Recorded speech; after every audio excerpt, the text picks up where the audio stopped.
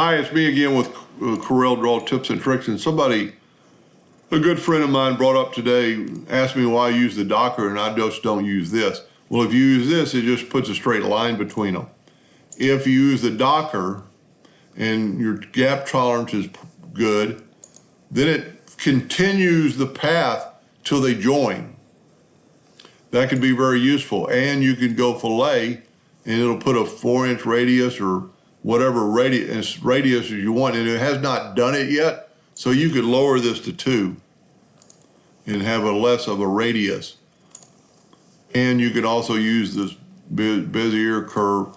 It won't do a perfect circle, but you could still see what I'm talking about. It's taking the path, like this node is going this way and this node is going this way, and if you do it with the up in the menu bar, it's just going to connect them. It's the shortest distance between two lines. Where if you use the Docker, you can play around with these and have it continue on or put a curve. And what is nice about this, it actually does it when you click on it and put curve or fillet, it actually shows you what it's going to look like before it actually does it. Very useful tool. I hope that helps a little bit, and thank you for watching.